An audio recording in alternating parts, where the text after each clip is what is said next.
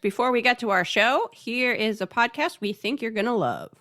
Cartoon Dumpster Dive. I'm your host, Joel. And I'm your host, Andrew. Join us as we travel back in time to watch the garbage cartoons from your past. Will you remember them? Maybe. We painstakingly watch every episode of these cartoons to remind you that, hey, some things belong in the past. Our pain is your entertainment. Thanks for tuning in. That's it. That's the trailer.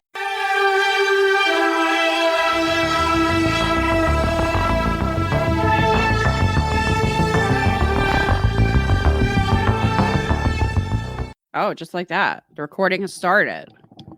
Just like that. There was no warning. Okay. Hello, friends and enemies. Hello. Gather round. If we have any new listeners, man, hello to you. I don't think we do. Maybe like 2. So, hi. You're very special. You have excellent taste. You're in just the right place. Welcome. Without a doubt. Yeah. It's great to have you here. Enemies, not so much. Log off. No. A download is a download, Liz. I don't know. Our enemies can listen. So right. Okay, enemies, you're free to download. You're free to complain. Just put it in a 5-star review and be sure to include something really funny I can put on merch. Yes, please. The cackling has to stop. We did hear from a new listener. Didn't we hear from a new listener who was sad that we don't have any tote bags because it was a limited run? Oh, that's true. Yeah. Cackling. So what really we need a new insulting review. We need to piss off some new boomers who will tell us what did that woman that we're dangerous? This podcast is dangerous. Yeah. Yeah, so we got to step it up. I mean, that would be pretty good on a podcast. Oh, God, I can't talk. That would be pretty good on a tote bag as well. Ignorant and delusional, I believe. Is what we're called. Yeah. That we know about Unsolved Mysteries, but not much else, which means we know about nothing because we don't know much about Unsolved Mysteries. And yet that's why we're here. Look, if you're new here, I hope you don't think we know a lot about Unsolved Mysteries. I hope that's not why you're listening, because you would think that someone that has the audacity to start a podcast on a subject would know a lot about that subject. You would be wrong. This is a podcast of the people. This is not for experts. This is for your fellow mankind. Anyway, I did want to start off by this might be a new-ish listener, maybe. Or maybe I'm just wrong. But Katie from California sent us a book, the Twin Cities Haunted Handbook, which for some reason we didn't have. I believe this was on our Amazon wish list. Thank you so much. I should really update that. Yes, thank you. This was a very nice present, and it's introducing me to lots of new places around town that I did not realize were haunted. First Avenue is apparently haunted. I was there last night. Didn't see a ghost, but maybe next time. There is a haunted Pizza Hut on Central Avenue in Columbia Heights. I'm interested in the haunted Pizza Hut. I'm disappointed to hear that the only time people see ghosts at the haunted Pizza Hut is at like 10:30 in the morning. I don't know who's at a pizza, and they specifically say the ghost only appears to customers, and it only appears to customers in the morning. I don't know who goes to a Pizza Hut at 10:30 in the morning. Oh, okay. I think employees do see it, but there's like no one around to verify it. Okay, was that it? And that customers are usually not there early enough because they don't open till 10:45, obviously, because it's a Pizza Hut. Well, the ghost knows this, and that's why the ghost shows up at 10:30. Well, okay, if I know everybody's curious who's haunting the Pizza Hut in Columbia Heights, and it is apparently that location used to be a donut shop, and the manager of the donut shop unfortunately committed suicide by hanging in that location. So people believe they are seeing the former donut shop owner just kind of wandering around, like maybe like he's opening up. It's like a guy in an apron. Sometimes lights go on and off. Sometimes like the faucet goes on and off. But they think he's it's there him. to make donuts. He's there in the morning because he thinks he needs to make donuts because he hasn't moved on, which is kind of sad. Pizza Hut, no one. Nobody. No one eats Pizza Hut for breakfast. Actually, I would probably prefer the donuts, but what's sad to me is that like basically every Pizza Hut now is just like a pickup location. Mm-hmm. I would love to go have a personal pan pizza at a sit down Pizza Hut where I want that. After you read 10 books, I think you'll need to read 5. Yeah, I will read 5 books. I will go get my personal pan pizza, which even if I have to pay for it myself, and I want my root beer to come in that red plastic cup. Everybody knows what I'm talking about, right? With the like almost bubble, like the bubble texture on the outside. Somehow that root beer just hit different. It was fizzier. And you want it to be served to you by a ghost. And yes! Is that too much to ask? I mean, it doesn't seem like it. I want my personal pan pizza served to me in a haunted Pizza Hut by a ghost. By a ghost. Well, and what's funny that this book just came telling me about the haunted Pizza Hut is I was legit trying to find a sit-down Pizza Hut in the area because there's a movie theater by me that is doing a Nick Cage fest this summer, or series, whatever you call it. They're showing 13 Nicolas Cage movies throughout the summer. There's a passport punch card and everything. Yes, so you get stamps for each movie you go, and if you go to all of them, or if you go to 10 of them or something, you get like a prize. But I was like, oh, we should go have pizza for every 5 movies that we see because Book It has warped my brain. I just got to find a Pizza Hut we can actually sit down in. And I was like, could we sit down in a haunted pizza? No, it's just a takeaway one. Maybe, you could take it away, but then like, is there a picnic table outside? Like you could like sit in the grass, maybe close enough to the Pizza Hut that maybe the ghost will appear. Hilariously, okay, this book actually has like a black and white photo of the Pizza Hut / Wing Street, and it's seriously just a tiny little it's like that in a parking lot and like nothing else. Okay, well, it's a very American image with like no greenery, no there's just asphalt and a Pizza Hut and then like someone's car that happens to be in that photo. Oh, there's a haunted Dairy Queen in St. Anthony. Oh my god. Oh, I think I've been to that Dairy Queen. I didn't see a ghost though. Oh. Well, it is directly across the street from a large cemetery, so perhaps the ghosts just want ice cream. I mean, bury me across the street from a Dairy Queen is all I have to say. Go get those blizzards. Okay. Yeah, I'm gonna get a cotton candy. They better keep that cotton candy blizzard around, is all I'm saying. I just had the Girl Scouts Thin Mint Blizzard. Pretty damn good. Was it good? See, they brought cotton candy back, and that's all I can get. It's so good. Shocking that when you crush up Thin Mint cookies and ice cream, guess what? It's pretty good. Okay, let's see. So, when no customers are in the store, employees sometimes hear their names called out. When they investigate, there's nobody there. Oh. After the store is closed, employees sometimes hear what little children laughing inside the store. I'm not sure I like that, actually. Food falls off shelves. Normal. Repeat seats suddenly print out for orders that were never made. Okay, spooky. Trays that have been neatly stacked are suddenly placed on the tables in front of every chair. That's just a prank. That is your coworker pranking you. Wow. These ghosts are really trying to serve people. Okay, I do not want to go to a business called the Busted Nut. What is that? It is apparently a bar and grill in Hastings that's haunted. It would be in Hastings. The Busted Nut? Yeah, no thanks. So presumably it was something else before it was the Busted Nut. That's why it's haunted. Oh, you know what? I didn't even look because I was like, not going there. I skipped over that page fast. So yeah, like basically everywhere in town's haunted. Cool. Like I mean, I'm into it. Who went to? Let's see here. Who went to Falcon Ridge Middle School in Apple Valley? Did you see a ghost? Get in touch. Perhaps it's you. Podcast gmail.com. Who saw the middle school Falcon Ridge ghost? Well, we know from another local haunted places book that the state fair is haunted by a pig and a small brown bird. Yeah, we only get the most like wholesome hauntings in this town. Also, look, the state fair is basically outside.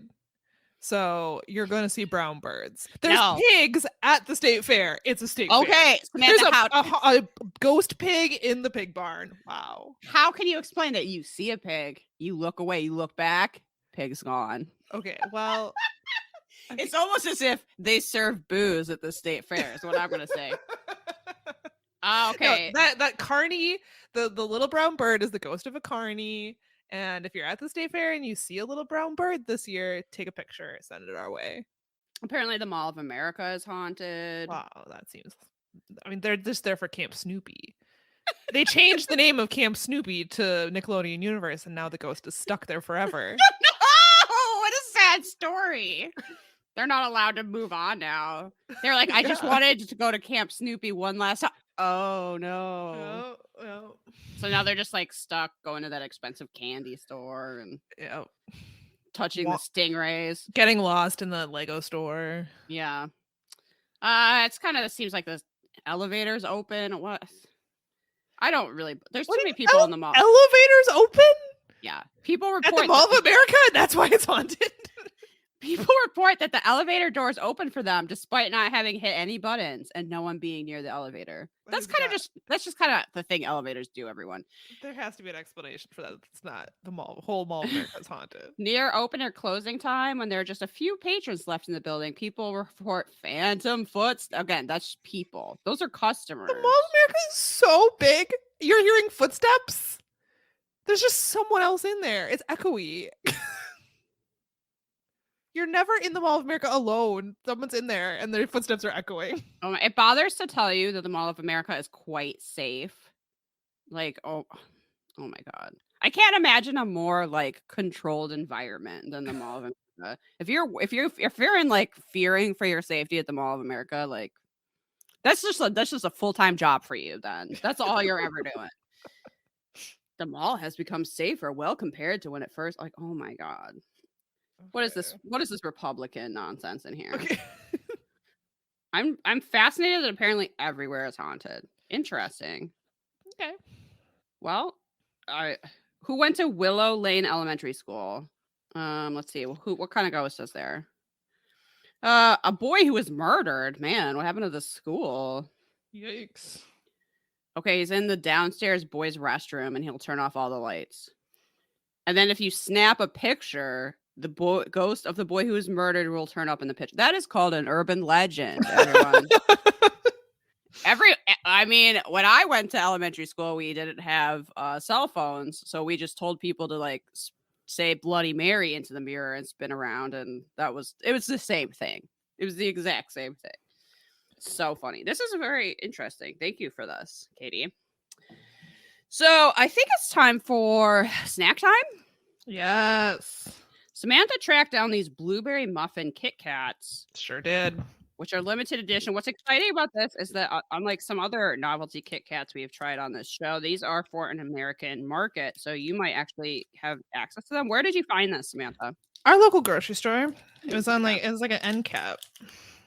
All right, so let's see how we feel about the blueberry muffin. I'm predicting that I'm going to love this because I love anything blueberry flavored. This just seems like a flavor that would work. And it's like the lemon Kit Kats. I feel like this is just going to work.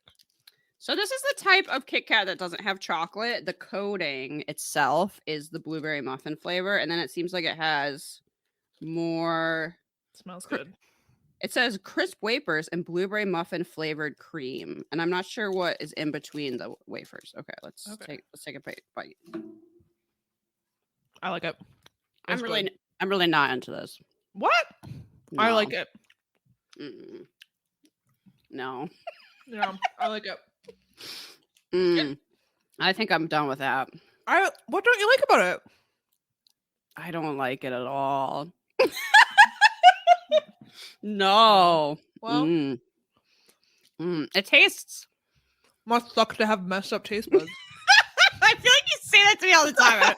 Sooner or later, I'm gonna cry. You'll be eating your all dill dip, being like, I don't know what's wrong with Liz. No, it just means more for me, really. Yeah, it tastes just kind of artificial to me in a way I can't handle. I would dislike that about most things, but I like blueberry flavored things, so yeah. Good.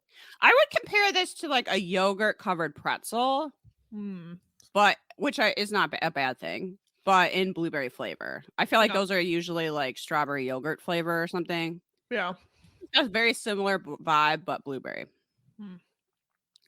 No.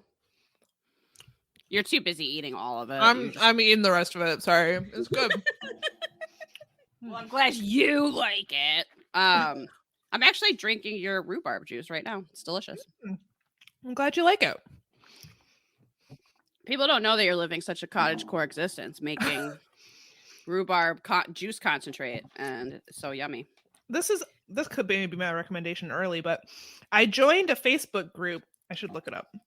I'm only on Facebook for the groups these days. Oh, sure. I joined the original, and for some reason, original has commas around it. Sure. Original safe canning recipes. There's also 2 emojis in the title. There's a tomato and a corn emoji. Okay, so you know you're in the right one. Yeah, this is a canning group I joined because I saw someone in a vegetable gardening group that I'm in, because these are my hobbies. Recommend it because this group is like very strict about can't like safe canning practices. Like I have learned things in this group that I didn't even realize. Like, did you know that if a canning recipe is more than 10 years old, it's not considered a safe canning recipe anymore and you're supposed to throw it out? I didn't know that. I know that, but I also I'm a rebel. I didn't know that. I refuse to do that, but I did know that is considered good policy. Yeah, so this group is like very strict. If you even like hint at some sort of unsafe canning practice, you're not allowed to be like, well, this is how my family has always canned for my entire life. And we haven't gotten botulism yet. You're not allowed to do any of that kind of stuff. So all of the recipes that they post are like proven recipes. They have like their own blog where they curate like proven, tested, safe recipes. Anyway, I'm saying this because I found this rhubarb recipe in this group. It's called Sunshine Rhubarb Concentrate. It's so easy to make. And it's just rhubarb juice with lemon and orange juice and some like zest of a lemon and an orange and sugar. And you boil it for a little while and then can it, and you can mix it with ginger ale, and it's absolutely delicious. Did you make the rhubarb juice? Yes. Yeah, you just chop up rhubarb, boil it, and then you put it over some cheesecloth. You don't have to juice it or anything. Like, you don't need a juicer. You just you just make rhubarb mush by boiling the rhubarb until it's mush, and then you put it over a cheesecloth and let it drain for a couple hours. And that's the juice you use to make the concentrate. I love that you say, like, of course. Like, everybody knows that, Liz. Everybody knows how to make rhubarb juice. Like, well, a lot of juice recipes, like grape juice and like other juices that you would can, you need a juicer. Yeah. And I don't have a juicer. I don't really want to buy a juicer. I don't make a lot of juice. So I appreciated this recipe because it was so easy. You just had to boil it down and then strain it. And I planted rhubarb. We both planted rhubarb last year because I got it from Travis's grandma. But mine is not ready to harvest. I don't know how yours is. Mine's doing great, but it's just a little too small. Yeah, I could maybe get a couple stalks off there, but I'll probably need a lot for this. You need like 12 cups for this recipe. So I went back to Travis's grandma's house where she has a huge rhubarb patch, and I harvested a whole bunch of it, and I made a batch of this drink concentrate, and it's so good. The only thing I will say about this Facebook group is that there's people constantly posting about canning meat, which is something I have absolutely less than zero interest in doing. That sounds very gross to me. People are like canning Salisbury steak, which sounds like, well, I want to gag just thinking about it. But for what? They're bomb shelters? I don't know. I don't know. I guess if you're in like such a remote area that you're not going to be going to the store all the time, maybe it makes sense. But for me, that would make, like, for me, if I start doing that, everyone, that's a cry for help. I have less than no interest in doing this. It might taste really good. I don't know. I will never find out. I will never know. No, I don't want to know. I will never know. Yeah. So that was a little canning sidebar that no one asked for. But I'm glad you liked the juice. That's a little part of the Grandmacast, which is something we sneak in here periodically. I only have grandma hobbies. I don't know what to tell you. As we discuss, fine apples at the state fair and why you should label your quilts and appreciating your local drinking water if it's drinkable, stuff like that. Yeah, anyway, exactly. now that we close out Grandmacast, we can go back into our Unsolved Mysteries rewatch mode. Did you know that's what this podcast is actually about? Oh, it's not about grandma topics like canning and gardening. We could start that, but let's stop watching TV. Let's just make the Grandmacast, except that we're not grandmas at all. Yeah, we have no children, so it's gonna be a little bit hard for us to. I posted some meme a little while ago that was like, like, how do you see yourself in old age? And it had this picture of this anarchist grandma, like burning something. I don't even know what it was. And Throwing a Molotov cocktail. Yeah. And then I posted that and Rochelle was like, well, not me. I don't have any children. And I was like, okay, you're being a little literal. Hello, friend of the pod, Rochelle. You can be the witchy aunt. Yeah, okay. Like, they're fine. interchangeable. I can't be a literal grandma if I don't have any children. That's, too bad for me. But in spirit, we're already we're like the bad influence old ladies causing trouble. Yeah. Giggling in church or something. Okay. No, we are actually here today to talk about season 7, episode 9 of the original Unsolved Mysteries, Robert Stack episodes. And this episode's pretty lit. So let's get into it. Your first mystery, spoiler alert, love it. I'm so into it. I'm into it. I was texting Samantha while I was watching this, like, this is actually pretty interesting. So we are talking about the Gordon Light today, which is in Gordon, Arkansas, which at the time of this Unsolved Mystery segment had a population of 2,700. I did not look up to see how it's changed, but it's described as a typical small town. The railroad that goes through town connects St. Louis and Dallas. Robert Stack says, as darkness descends, an air of expectancy settles over Gordon. Most nights, the residents anticipate the arrival of their very own unsolved mystery. I'm already so hooked. I mean, this is a great one because it's like not tragic. Well, yes. Someone does die, but it was a long time ago. And old-timey ghost way. Yeah, exactly. So, okay, on the tracks just outside of town for the past couple of decades, people have witnessed an eerie, unexplained light. And what's one of the reasons this segment is so cool is that Unsolved Mysteries actually took a time-lapse photo of this light. And so there's like evidence of it that you see in Unsolved Mysteries. If you don't know how time-lapse photography works, it's when you set up, I don't even know I assume you could do this digitally somehow, but this would have been with a film camera. You set it up so it takes in very little light at a time and you leave it there for a long time. So they didn't say how long they left the camera out to get this photo, but it's taken over like a span of time instead of, a portion of a second. And it captures this glowing red light hovering over the railroad track. This photo gave me goosebumps. It looks like a train is coming at you. Yeah, except there's only one like sphere or whatever. Yeah. And you might expect a train to have two. I don't know if they always do, but maybe. What do I know about trains? I'm not an old man. Either way, it gives the sense that like something is coming towards you. Yes, it is directly on the railroad tracks. Robert Stack says that this is the first time that the phenomenon had been captured on film. We also see a light on a very grainy videotape. Honestly, that could be literally anything because it's so dark. I love the zoom. The zoom and enhance that they do. And this is just a bigger version of the grainiest thing I've ever seen in my life. It could be literally anything, but what's interesting about this phenomenon is that there's so many witnesses and they're very constant, like they're very consistent. Like you can like make a plan to go see this light. Should we go see this light? I think yes. It's apparent. I looked into it. It's still happening. Okay. People still don't know what it is. Spoiler, still unsolved. I think we should check it out. Okay. So we hear from a witness named Michael who says he's seen it 20 to 25 times and describes himself as a very skeptical person. So obviously we believe him. Then we hear from a woman named Mary who says she's seen it hundreds of times. And it's like clearly a thing with her family to like go look at the light. That's like a thing they do on a regular basis, which I love. We hear from Joel who has quite a big mustache, which is called This Little Light of Mine. He's gonna let it shine. And he's seen it 60 to 70 times. Okay. And he says that if you see it once in an evening, you'll probably be able to see it several times that same night. Huh. So the question from Robert Stack is this a natural phenomenon, a long-running prank, or something beyond explanation?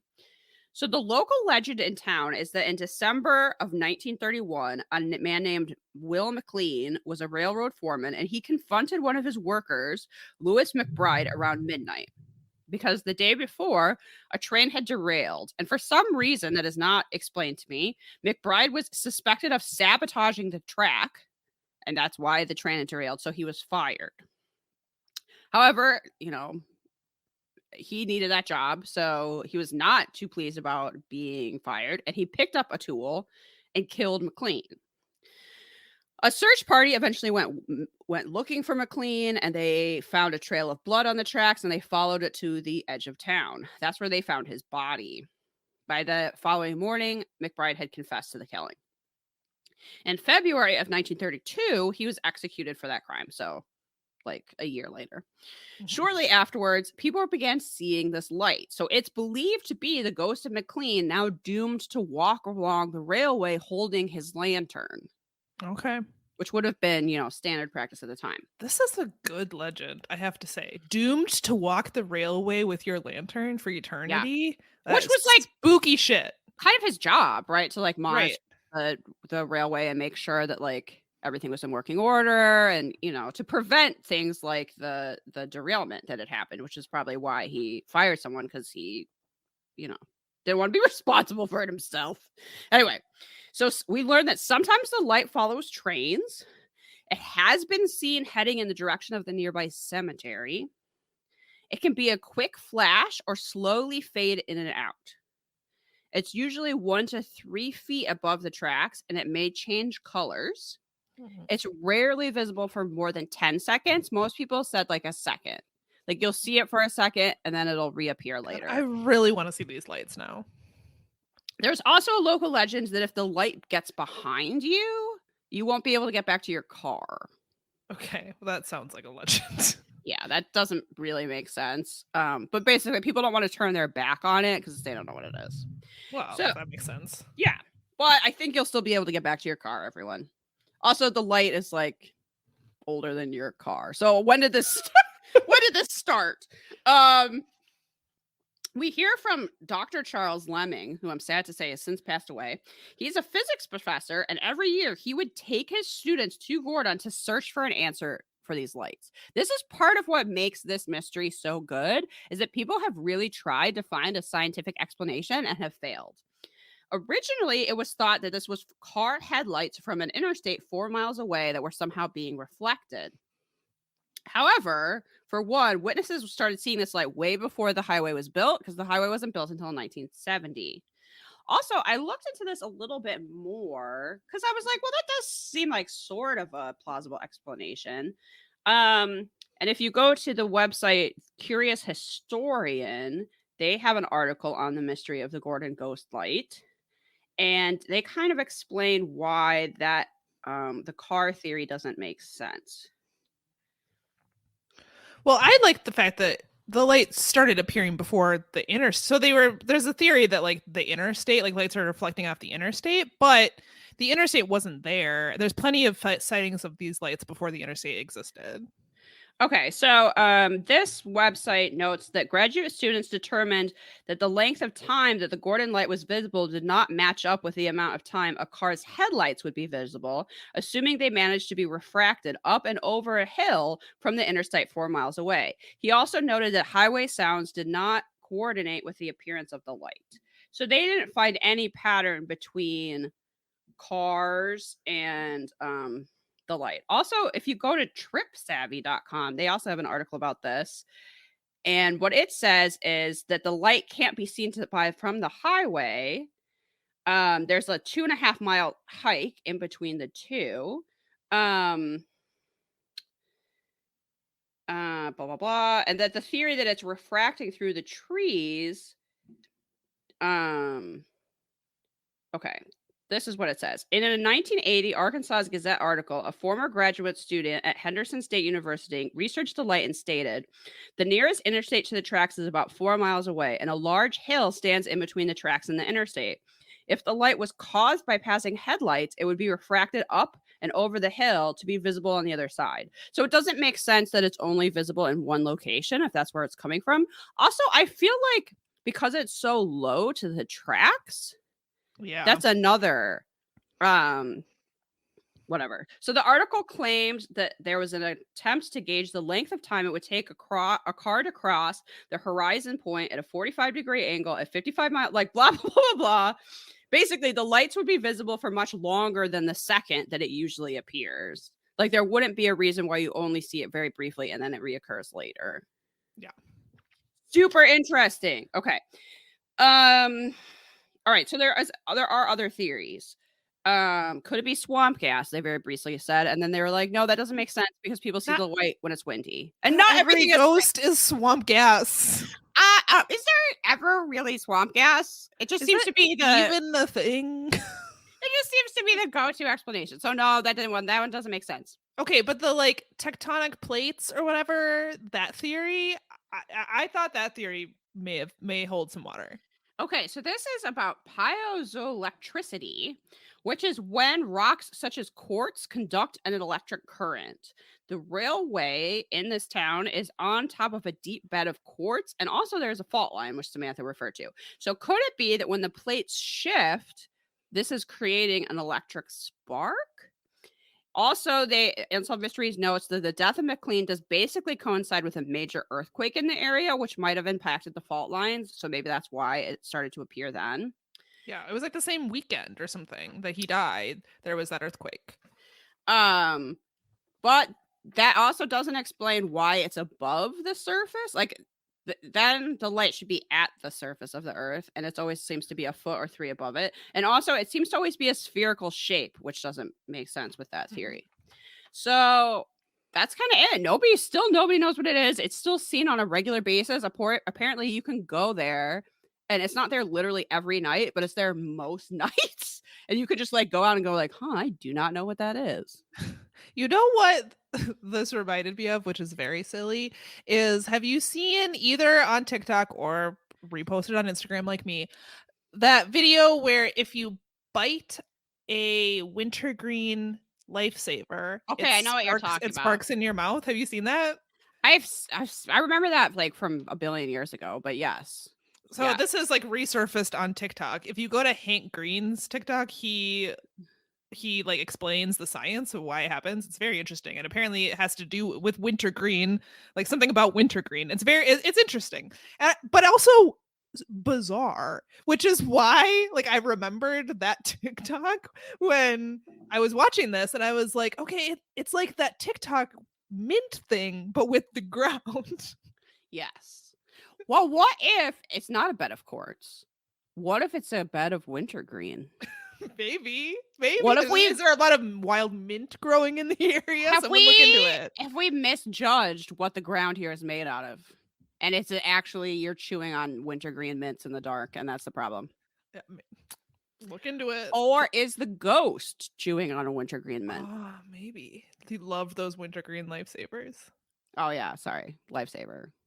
I mean, maybe other mints too. It seems like people do this with lifesavers, but I think it's because it's hard. I think it needs to be hard and wintergreen. So you can really crunch down on it. Yeah. So I'm guessing the ghost, though he died before wintergreen lifesavers were available, I'm guessing he found some. And now, afterlife. Well, no, he can't cross over because he doesn't want to live without them. Oh, you're right.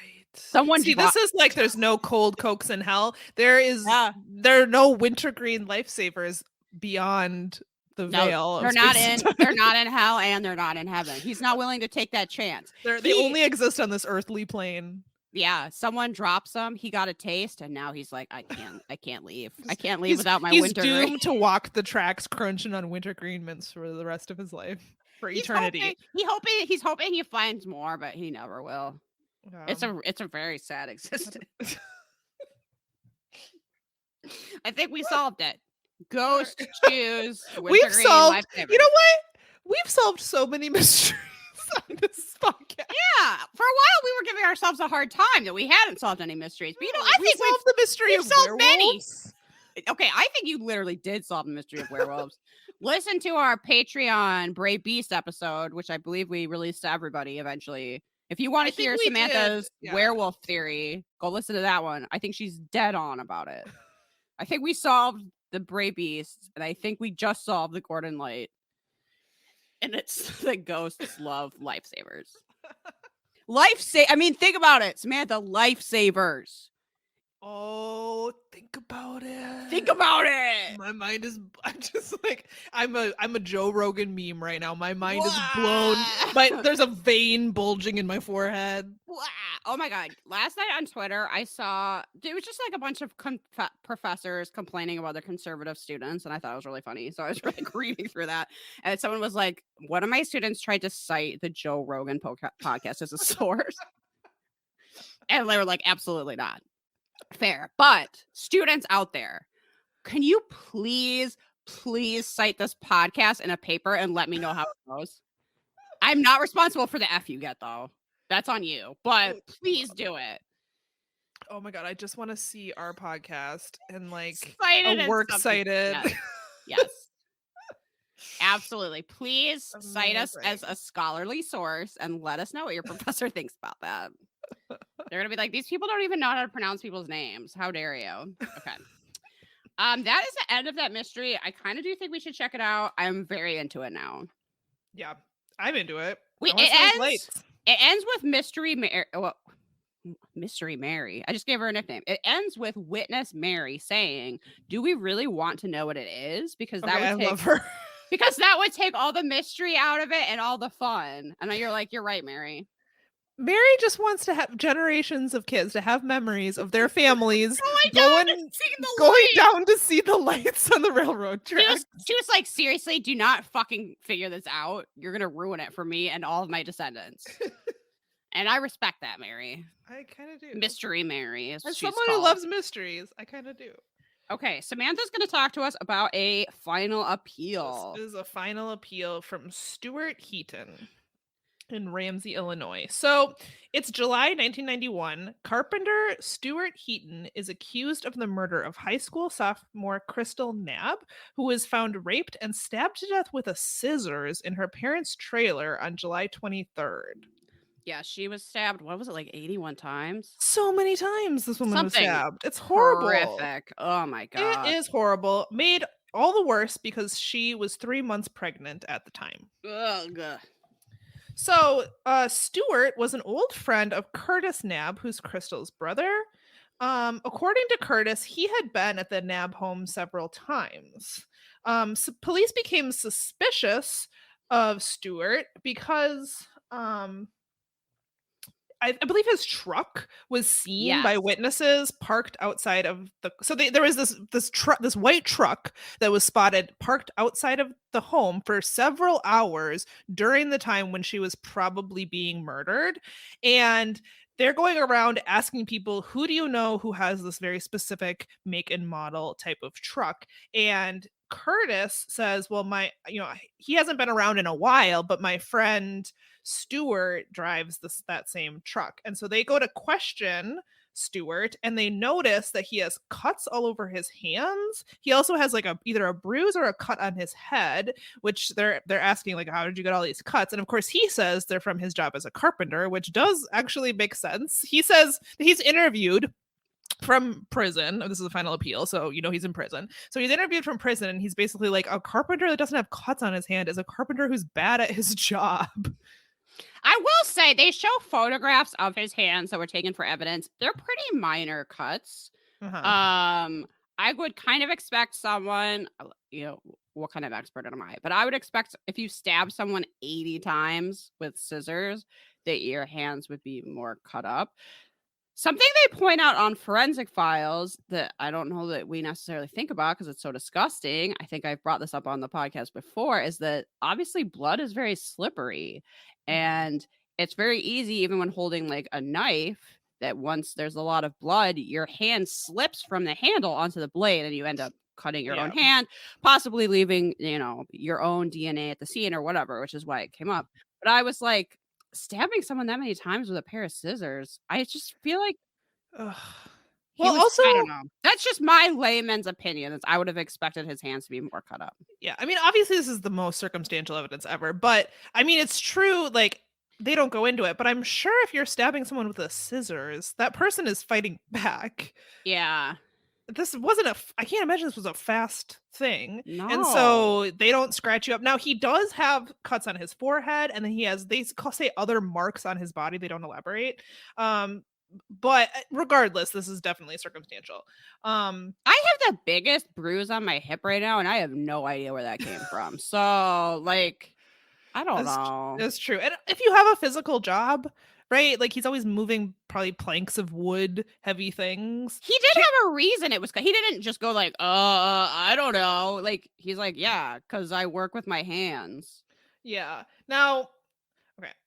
Anyway, I was going to talk about the update before I got there, but I'm not going to. So authorities also found, oh yeah, so then the truck was literally identical to the one that eyewitnesses saw outside of the NAB trailer the day of the murder. And he also matched witnesses' description of the driver of that truck. So they have a little bit more circumstantial evidence. One of the witnesses, in fact, described unusual and distinct hubcaps on the truck, which were the same type of hubcaps that were on Stewart's truck. Also, a mailman who knew Stewart identified his truck as being outside of the NAB home that day. So this is looking not great for Stu, I gotta say, at this point, because people who know him specifically and know of his truck say, yeah, that was his truck parked outside the house. Also, the witnesses noted that the truck did not have any toolboxes in it. A neighbor told police that he had helped Stewart put toolboxes in the truck several hours after the murder. So, not looking great. Stewart was indicted in September of 1991, at which time a blood sample was taken, which was shown to have matched the semen found in Crystal's body. Now, this is DNA evidence. And they go into which I found this actually very interesting. So they start talking about the DNA evidence. And the gist of it is that, like, this is early days of DNA, right? So like it's not sophisticated. And what they show on Unsolved Mysteries, each side, which this happens in trials all the time, but each side had their own DNA expert. And the whole argument over the DNA hinged on whether or not there were like these dark rings present in both samples. This looks absolutely, if you're watching Forensic Files today, this looks nothing like that. And basically each expert says the opposite. Like, this is definitively him, this is definitively not him. And then it was up to the jury to decide. The expert for the prosecution does say that claims the probability of it being someone else was 52,600 to 1. That's not that good. It's not that great. It's not, like, I feel like this is a big number that you could maybe tell a jury and they might be like, oh, 52,600 to 1. But usually it's not 1,000,000 to 1, right? Like, that's, I feel like with a good DNA match now, they'll be like, yeah, there's literally like, this is like 1 in 100 billion and there aren't that many people on Earth. So like, I feel like it's much more conclusive than this. Yeah. And you are kind of hinting at the update, but Stewart's mother claims that there was other evidence at the crime scene that did not match Stewart. And what she's actually saying here is that they found fingerprints everywhere in this place and they could not find a fingerprint from Stewart. And she says, which kind of makes sense, which is like, so say he cleaned up his own. So he was supposedly spent hours in this house, which is what witnesses said, that his truck was parked out there for hours. He spent hours in this house, got no fingerprints anywhere. So maybe he cleaned it up, but how did he only clean up his own fingerprints and not all of these other fingerprints that belong to all these other people? Now, I would say he went in there with the intention of murdering her and maybe wore gloves, but... Right. But that is her contention.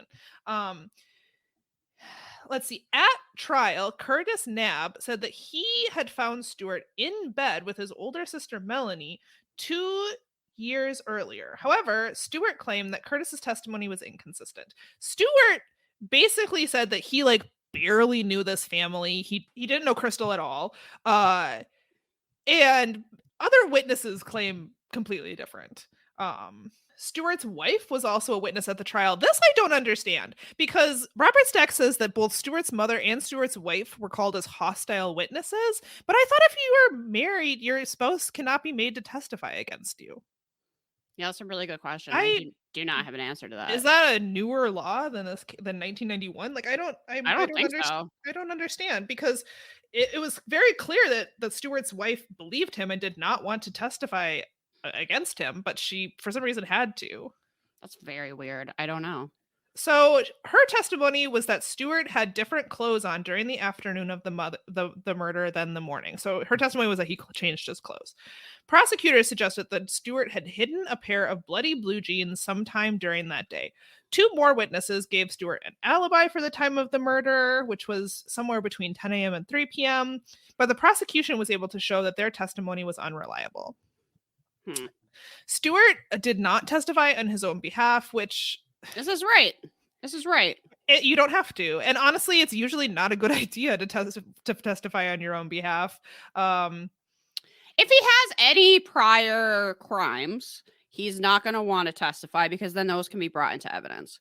Right. So if he had ever, I don't know, robbed something or been in a bar fight or, whatever, those things can be brought up if you testify to sort of make you seem like a less credible witness. Yeah. And I think that's a reason a lot of times why people don't testify in their own defense. I don't know that is the case here, but that's often the case. Yeah. So we talked about the arguments over the DNA evidence, which was very shaky. Even for the time, it was shaky. Robert Stack tells us that the DNA experts testified about the odds that someone else's DNA was found on Crystal's body, and that the odds were actually lower than what is normally allowed in most trials with DNA evidence. I don't like that at all. It's not great. It's not great because the rest of this is circumstantial. They didn't find there was no witness of him with blood on him. There was no fingerprints of his at the scene, like I said before. So the rest of this case is circumstantial, and then they have this shaky DNA evidence, which is not great. Also, did they give like a real motive? I know you don't need to have one, but it is odd to why did he do it? So he claims that he didn't know Crystal, but he knew the family. He was friends with her brother at one point, even if they hadn't seen him in a while. And so they do not say what the motive is, but he knew her, kind of. He knew of her at least. Why would he want to stab her 81 times? Just he's a sicko? I don't know. Yeah. Yeah. I mean, he assaulted her as well. I have no idea. That's look, he might have done it. I don't know. I just feel like this is very circumstantial evidence for him to be put to death. Like that just doesn't sit right with me at all. I'm looking at the Wikipedia to see if there was any motive given, but I'm not seeing one. Yeah, I don't know. I'm not sure that anyone, because the other thing is that he insisted he's innocent forever. Right. He has never wavered from the fact that he claims to be innocent. So he was convicted, of course, as is the final appeal. I lost my place in my notes. Okay.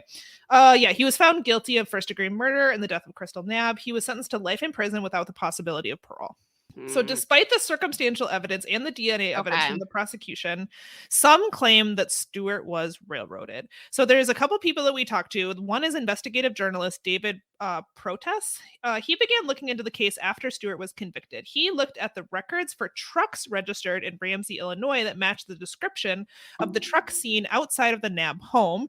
And he narrowed down the list to 12, which so in all of, I guess this was just in Ramsey, Illinois. Yeah. That is actually a lot of trucks for one pretty small town. It's a small town. Yeah, and that doesn't include nearby towns or the county or whatever. Right. So there's a lot of trucks that could have looked like Stewart's truck in this one town alone. And he does say that one of the other truck owners had a lengthy criminal record and knew Crystal. But yeah, that that's not necessarily mean anything. I don't know. Okay. I didn't realize this was a life sentence and not a death penalty, which is what the final appeals usually are. It does seem pretty circumstantial to me. I am not completely sold on his guilt at all.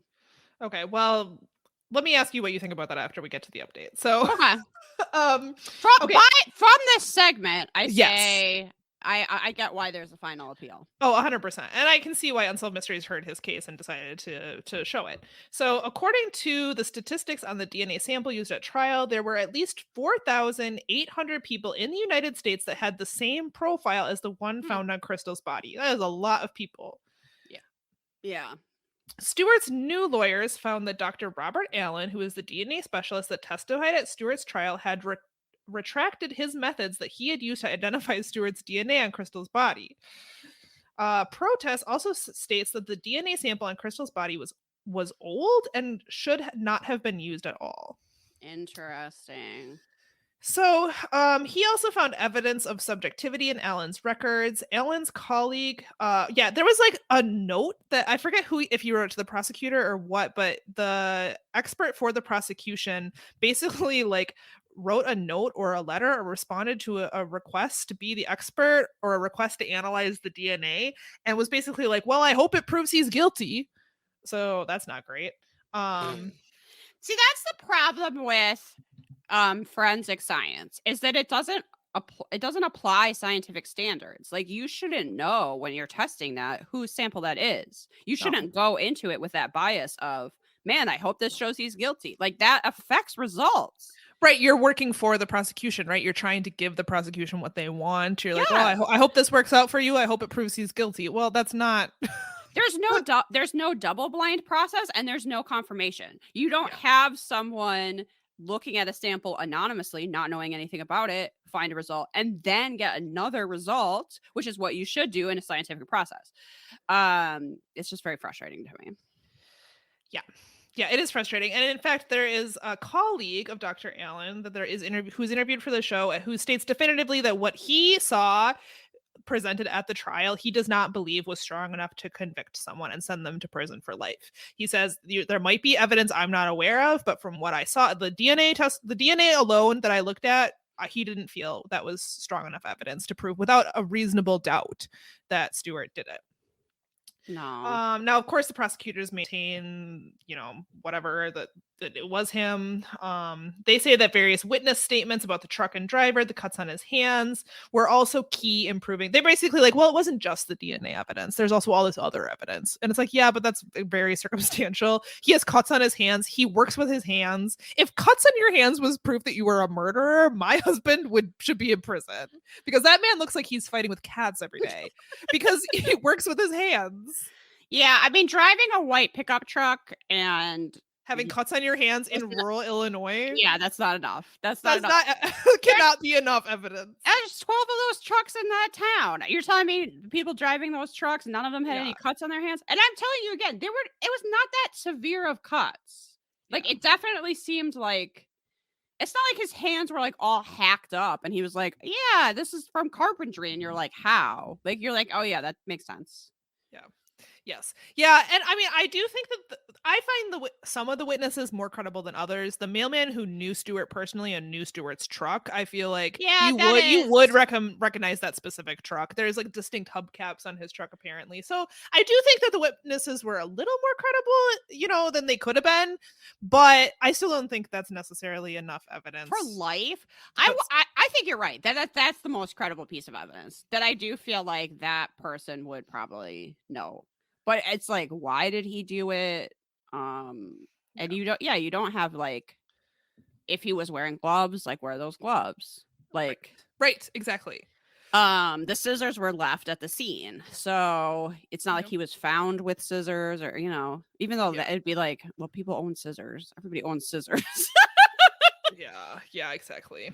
So Unsolved Mysteries, when you're watching this episode, at least, I know that Unsolved Mysteries is working on updating some with some of the new updates but they have not updated this one, so there's no update in the episode at the end of this segment. But if you go to Unsolved Mysteries wiki, this is considered solved. Okay. In 2001, a new round of DNA testing was done that proved that Stewart was the killer.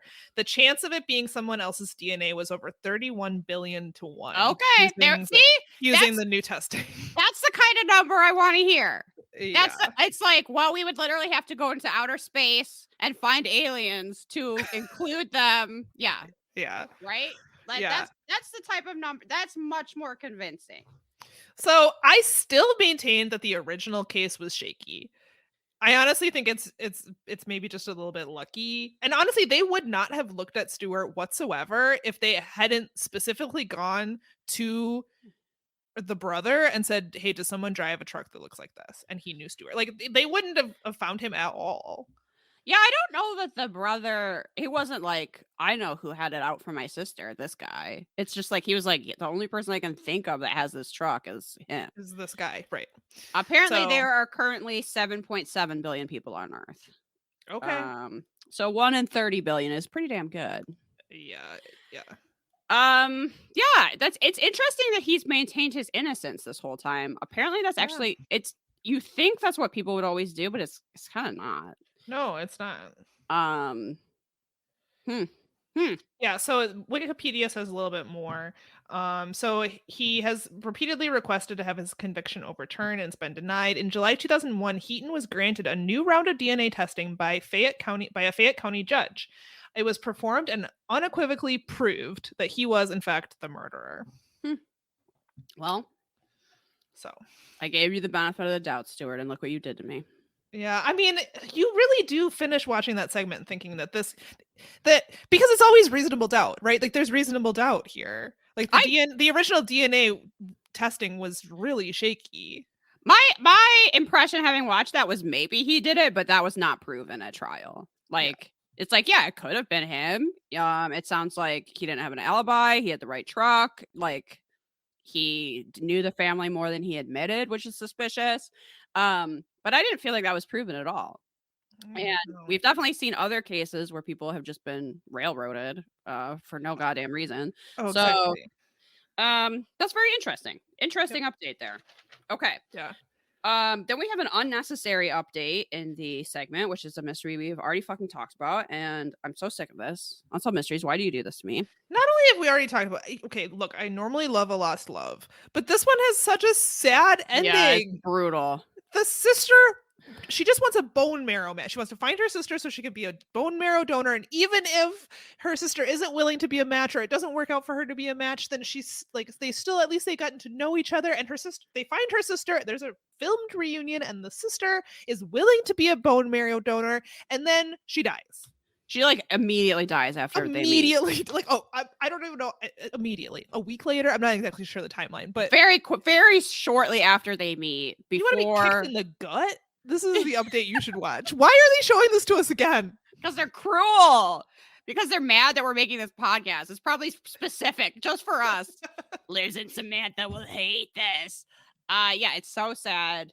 I mean, I'm glad that she got to meet her sister. It kind of feels like she was holding out for that, and then once that happened, I don't know how much stock to put in that, but you hear of people holding on, and then like once something happens, they're able to pass. But I hate it. Okay, but we have another case now that I am obsessed with, and I feel like this one's gonna get me in trouble. Let's enjoy this wanted, which is the story of Rose Turford and Carolyn Stevens, known as the real life Thelma and Louise.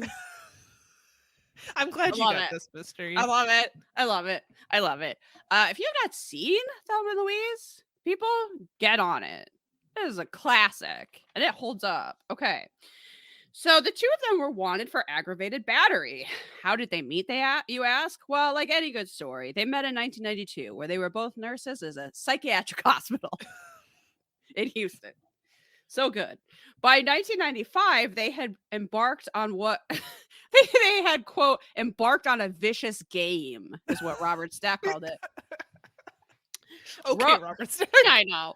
Rose was known as a loving mother, wife, and dedicated professional. However, in 1995, as part of her dangerous game, she began to solicit men through the personal ads. They would meet her at a motel for a bottle of wine, at which point Carolyn would enter the room with a gun, handcuff them to a bed, and rob them. They would leave the victims stripped naked and handcuffed to the bed. Carolyn would guard them while Rose went out to use their ATM and credit cards.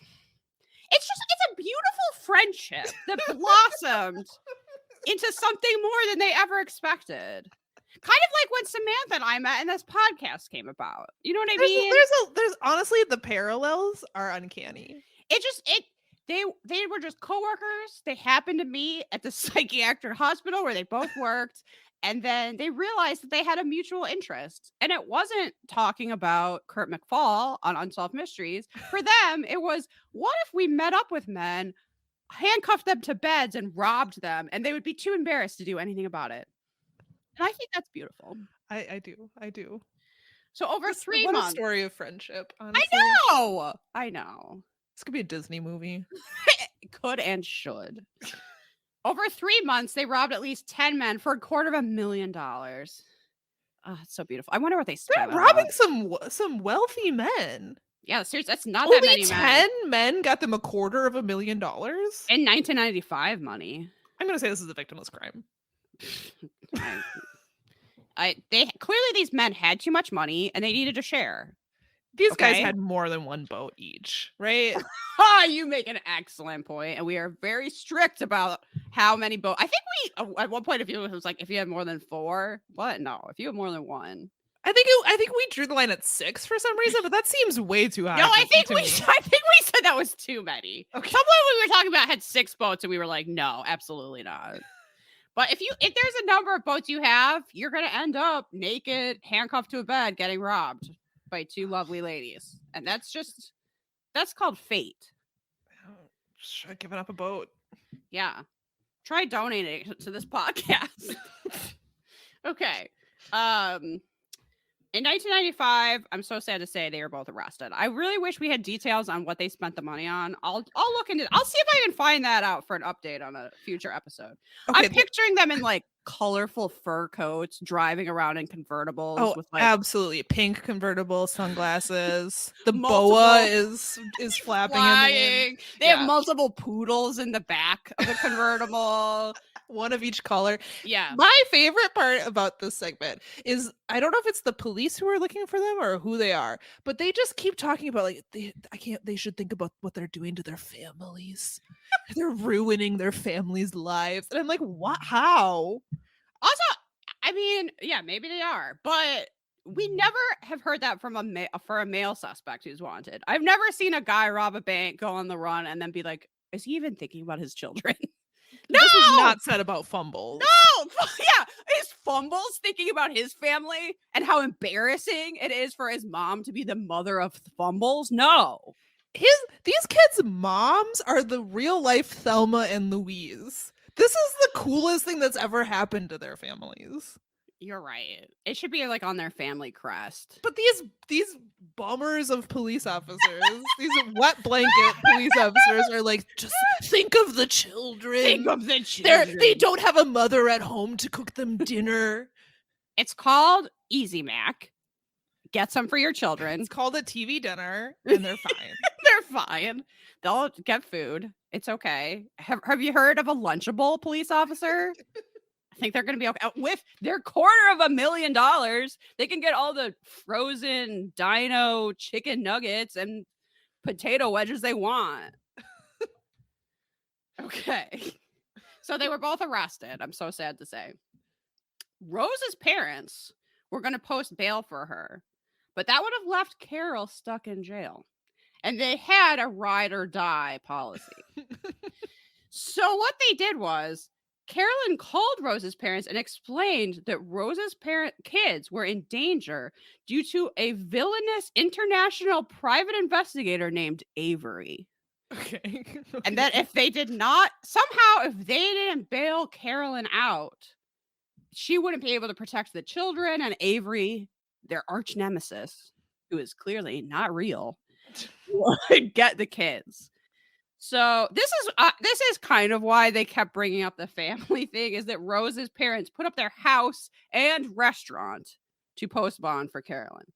But of course, they both ran off immediately.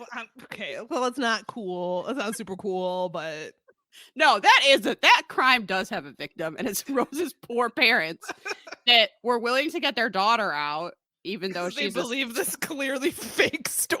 They were like, our daughter would never lie to us. They were like flabbergasted that they posted bail and that her daughter just took off. And we literally see a reenactment of 2 women driving around in a convertible having the time of their life. Of course. Which I hope is literally what they drove like away from the prison. Like, see you never, bitches. Okay. Of course, they both ran off immediately, leaving a note saying that they had been kidnapped by Avery. He's out there. Watch out. He's out there causing very convenient complications. Okay, now I loved everything about this. I'm not going to lie. But now this story takes a sad turn. And in this case, I think I might blame the Unsolved Mysteries viewers for this one. which is they are eventually arrested in Canada and sent back to Houston.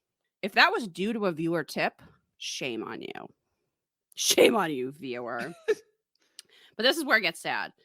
Rose was sentenced to 30 years for 30 robbery. years? She would have been better off killing one of those dudes. What? Yeah, she was sentenced to 30 years and has served her time. Carolyn was also convicted, but guess what, everyone? She rolled on Rose. What? She testified against this Rose. was a friendship for the ages. I know. So she only got, and she still got 10 years. So it wasn't that great of a bargain anyway. Ugh. She served 9 and was released. So what I learned from that is that friendship's not real. Sorry, Samantha. Damn. Because I really thought those two women had something special. And in the end, one rolled on the other. How could you? Her parents got you out of jail in the first place and lost their home and business. So anyway, the world is a nightmare. If two, Thelma and Louise women on the run can't make it, what hope is there for the rest of us? Sad. I mean, you might go, Liz, that movie ends in tragedy. Yeah, whatever. Minor detail. Okay, now we have to rate this episode. All right, mysteriousness. Okay, what the fuck is that light? I'm super mysterious. Thumbs up, just for that. Yeah, thumbs up for sure. So the next category is reenactments. You know what? Good. I think they're fine. Yeah, they're fine. I really liked the convertible car. Yeah. So. There had to be one. Yeah, so I'm gonna say thumbs up again. Yeah, I'll do it. Fashion. Unremarkable. Honestly, The Wanted could have had better fashion. I realized maybe even if it didn't reflect reality, they really could have used some better want like a Pretty Woman style shopping montage of them like trying on different with all their money. Hats. Yeah. What did they spend their money on? I want to see jukeboxes, slot machines, pool table. I want to see all the ridiculous things you would buy if you suddenly had $250,000 and we're like, well, I guess I'm getting an in-ground heart-shaped pool. That's what I'm going to do when I have $250,000 that I scammed out of men that are crying alone in hotel rooms. So yeah, definitely could have been better. I'm going to say thumbs down. Yeah, thumbs down too. Robert Stack. He did have some very poetic turns of phrase, but I feel like he could have been in it more. I agree. So what do you say? He should have been on a railroad track with a lantern. Oh my God, you're so right. And he should have been driving around in a convertible. Yes, thumbs down. Robert Stack, step up your game. He should have also like really awkwardly pointed out that he's never been scammed and handcuffed to a bed in a way that you went, wait, you clearly have. Clearly you want to be. Yeah, you're protesting What's going on here? Too much, Robert Stack. I don't believe you. That I wish was in there. So unfortunately, I've never. Yeah. Hey, well, I do have a lot of money, and yet women are never handcuffing me to beds and robbing me. It sounds really hot. That would have been great. So, thumbs down. Thumbs down. Thumbs down. Friendship is dead. Okay, so our Robert Stack scale, 0 to 5. I did really like this episode, actually. I really liked this. But I wish the unnecessary update was another little mystery. Yeah, I wish this episode needed a lost love, and the unnecessary update does not count. We've seen it before, and it's sad. This one, if this episode had a lost love, it would be nearly perfect. It would be one of the best ever. Yeah, it could have used just like a little, I don't know, like an armored car robbery or what about the bird at the state fair? Just a little segment that wasn't too harsh, something like that. So I'm gonna say 4. Yeah, I think so too. And it's a very solid 4. If it had had one more mystery, it would be a 5 for me. Agreed. But in the end, 3 mysteries is kind of just not enough. Yeah. Even if it includes a mysterious light and Thelma and Louise. Agreed. What if they had gone on the run and they went to go find that light and they figured it out? That would be amazing. That would be a great twist. If you're writing something, a screenplay or a book right now, and you're like, I don't know how to end this. I've got all these things and send them to find that light. Yeah, just out of nowhere. Be like, Thelma, yes, Louise, I think we need to solve the mystery of the Gordon light today. And then they drive down to Arkansas. Yeah. Yeah. Well, you're welcome for that inspiration, everyone. Okay, so we like to end these. Did you know that we like to end our show with recommendations? Yes. Little palate cleanser. We have not talked about drugstore makeup in probably literal years. Far too long. Because I mean, I wasn't going anywhere. I wasn't really. I was buying makeup, but I was not wearing any makeup. Those are two different hobbies, I would say. Oh, 100%. It's just like if you do any kind of craft, whatever the raw materials are for your craft, in my case, it's fabric. Buying fabric and actually making things with said fabric, two different things. Two different things. Just like collecting books and reading books, kind of completely unrelated. Very unrelated. But Samantha once sent me some meme about fabric that's like, if I had a wine collection, you wouldn't expect me to drink all the wine. Yeah. And I was like, good point. So I'm trying to look at things a little bit more that way. Anyway, whoa. I have some drugstore makeup recommendations for y'all. My first recommendation, my biggest recommendation, is from, I don't know if you're supposed to say this, the creme shop or the cream shop. I always call it cream. I don't know if that's right. It has a little accent on it and it's spelled French, but I'm sure nobody actually says it that way. I don't know. So either the creme shop or the cream shop, which is a Korean band that makes stuff in Korea and California, they have a CC cream, which they describe as full coverage, aid-defying, moisturizing. It does have an SPF of 30. This stuff is amazing. Ooh. It makes my skin so like, it's like a very natural look, but it completely like removes redness and like any color variation, and it makes your skin very matte and like consistent. It doesn't feel heavy. I don't know. I don't really know enough about stuff to understand why something is full coverage and a CC cream. That doesn't make sense to me, but whatever.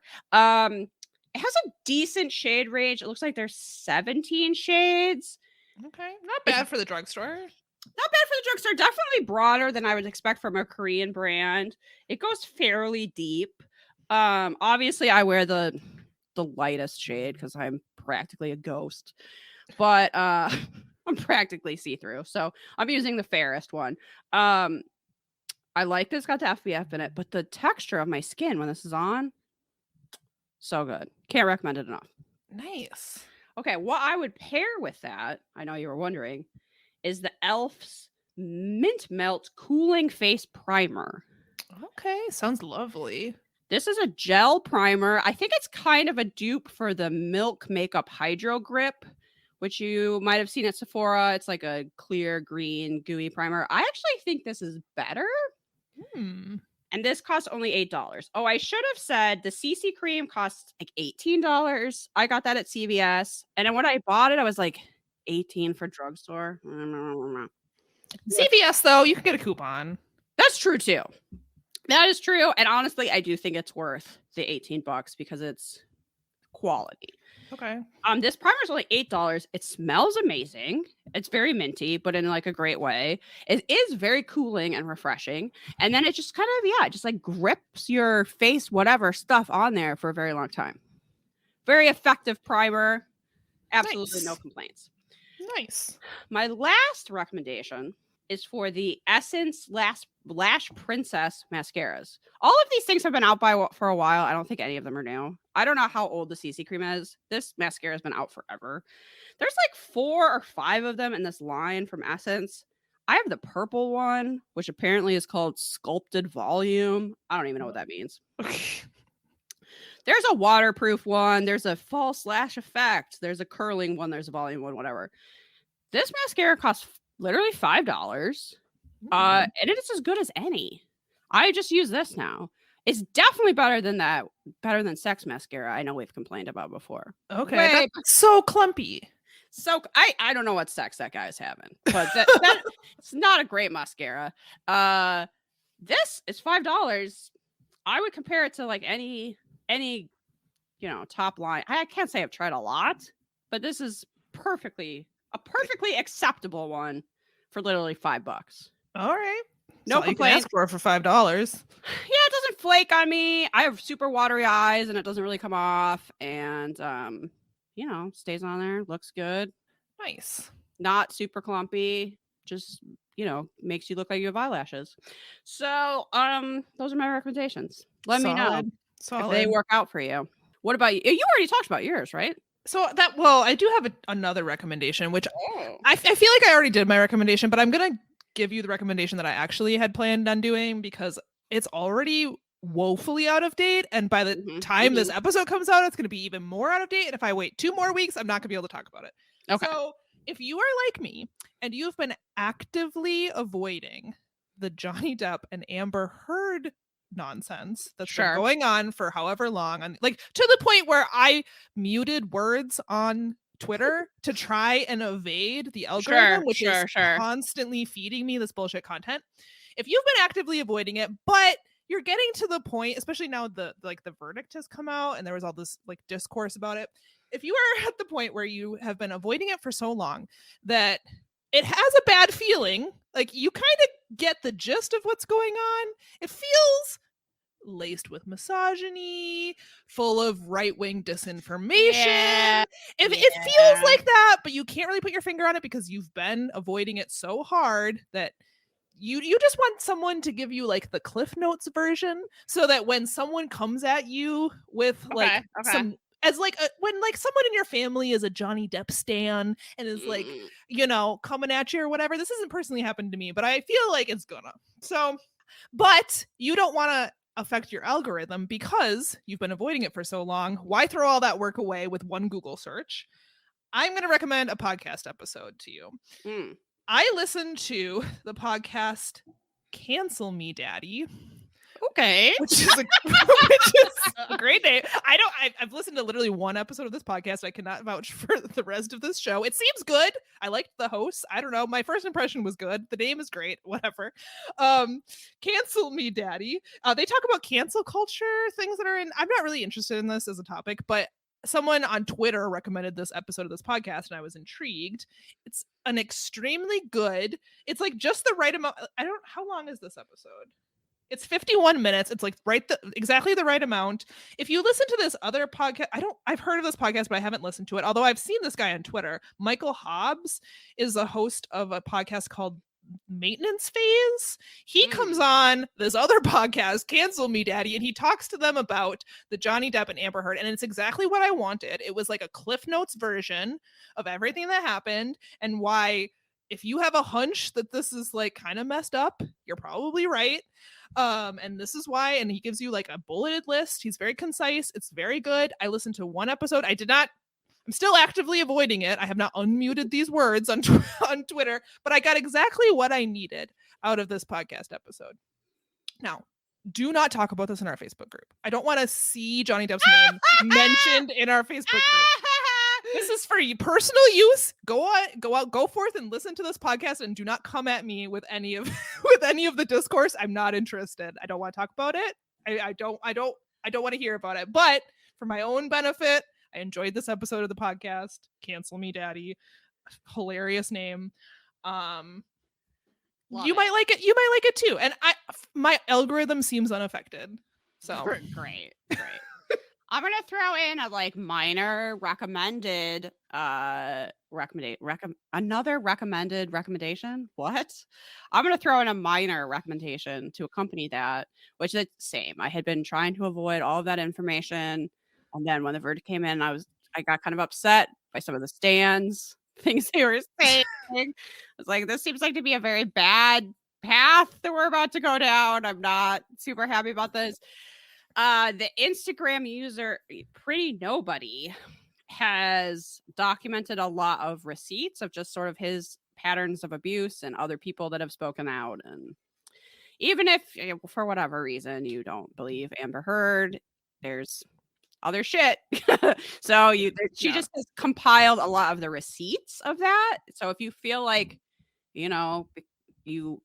the media coverage of this has been pretty biased, if you would like to see some of that other things he's admitted to doing, etc., then you could find that there.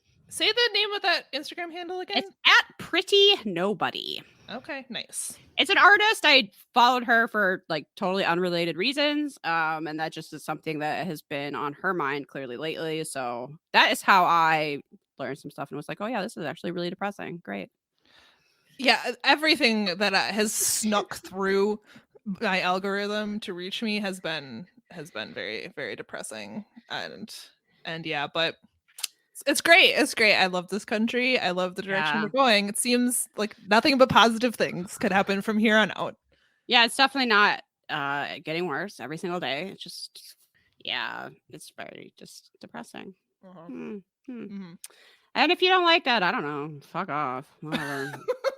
I don't care. We don't need downloads that bad. No, we don't want to hear about it, and we do not care. Wow. Well, let's end on that note. I hope everybody will follow us on social media and not talk to us about this subject. So that will be Instagram, Twitter. Did you know we have a very active Facebook group? We actually have a couple Facebook groups. Samantha and I participate in them. If you're interested in that exists. You could join Facebook under a fake name and just do that. You don't have to do the rest of it. You don't have to go argue with boomers about rules for showing flags or whatever the hell people are using. You can join a group for canning. Yeah, you get canning advice, and then you can join our Facebook group, and then you can live a blissful life from here on out. Maybe weird secondhand finds that need to be shared. That brings some joy into my life, but you don't really need to use the rest of it. You don't have to post shit. No, you don't have to do any of that. You don't have to do any of that. Doesn't matter. We know where else you can reach us. Repod. Yes, we love Repod, both because they gave us money and also because it is a great way to comment on specific episodes, have little conversations about them. You can do a timestamp. You can make a little clip. It's pretty cool. So you can download our episodes there and also tell us why we're great. I wish Repod had been around forever because people are constantly like re-listening to our old shows for some reason. I do not understand why. And then they'll post quotes in our Facebook group that I have zero recollection of ever saying. They're hilarious, very funny. I don't remember saying them more than half the time. If there was a clip, if someone had clipped that phrase in Repod and like reposted it somehow, that would be hilarious. Yeah, we definitely want you to do that because we do not remember what we say. I was having a conversation on Twitter with a different podcaster, and they asked if I listened to that because they knew you edited the episodes. Did I listen to them before we published them? And I was like, oh yeah, absolutely. And they were like, do you think that's really necessary? And I was like, I don't know, but I literally wouldn't remember any of our content if I did not do that. So yes, it's not like necessary for like, I don't know, like editing reasons. We don't usually make changes after I do the first edit. We're not saying controversial things usually. Afterwards, we're like, oh, shouldn't have said that. That doesn't really happen, fortunately. Yeah, it's more just so I'm like, oh right, we are hilarious. I forgot. Okay. I have not asked you to send in your spooky stories for a while, but you should do that. You should do that. Because if you don't, we're going to have to be reading about the haunted Pizza Hut from that book, which I'm interested, I'm willing to do, but I feel like if we throw in a few of your stories, it's going to be better. It's going to be better. Apparently, literally everywhere in this state is haunted. It can't just be us. Yes! You've seen ghosts. We know you have. You've seen a ghost. I mean, have you ever been to the Mounds Theater in St. Paul? That's apparently haunted. Or you could just point to a map and say, have you ever been there? It's haunted. And we're not in the same room. I would have no idea. I'm just flipping through that book now. Have you ever been to Gibbs Farmhouse in St. Paul? It's a museum. Gibbs? Gibbs. Yes, I've been to the Gibbs farm. It's a popular destination for school children to go on field trips. Well, I'm pretty sure I made a wax candle there. Well, as a 10-year-old. That wax may have been haunted. Maybe my house is haunted now. I don't know whatever happened. I'm sure my mom's house probably. I'm sure she still has it. Tell her to burn the candle and see if she sees any ghosts. Oh, you're right. Okay. What else do we need to say? Patreon. You should give us even just $1. We'll get you so many bonus episodes. You get a welcome postcard. There's other things like coloring sheets and gifts. It's over 50 bonus episodes you get instant access to for $1. This is honestly, we're bad business women because we keep putting out more content for the same price. Yeah, and we can't change it now because people are locked in at that price. So, well, when you first make when you make a Patreon, you can put your goals, and I put 5 because we always say we have 5 listeners. So I made our goal 5, which we have more than 5 patrons now. We met our goal, and we can never change it. So works for me. Is there anything else? Oh, smash that subscribe button. I was gonna say hit that motherfucking subscribe button. You injure your finger. I want your acrylic to pop off. Oh wow! Because you hit that subscribe button so hard. Just kidding. I don't. That sounds painful. And also give us a 5-star review. The only type of review we accept. Yep. You can say, "Wow, I really hate Liz's voice, and I never want to listen to this again." 5 stars. The only place I will allow some depth discourse is in a 5-star review. I don't care what you say in a 5-star review. Yeah, doesn't matter. Yeah, I agree. If you want to say, that's not literally there are some things I would care about, but very few. If you want to be like, Johnny Depp is my imaginary boyfriend because I saw Don Juan DeMarco on a plane at 8 years old, which I did, let me tell you, eye-opening experience. You have to put that in a review, and it better be a 5-star review, or we're coming for you. Yep. With all the ghosts in the state of Minnesota, we're coming for you. With a lot of ghosts too. With a ghost pig, with the little brown bird. With the haunted drain. You don't want to see that haunted drain. You don't want to see what's in that drain. That haunted drain's coming from you. That ghost in Anoka that took a bite out of a cookie. You don't want to mess with that. Such wholesome ghosts. I know. I love this place. Okay. That is the end, everyone. Solve some mysteries. If you have a theory about what the Gordon light is, I want to know. No. Write us in. Yes. Yeah. Okay. Bye, everyone. Keep barking. Bye.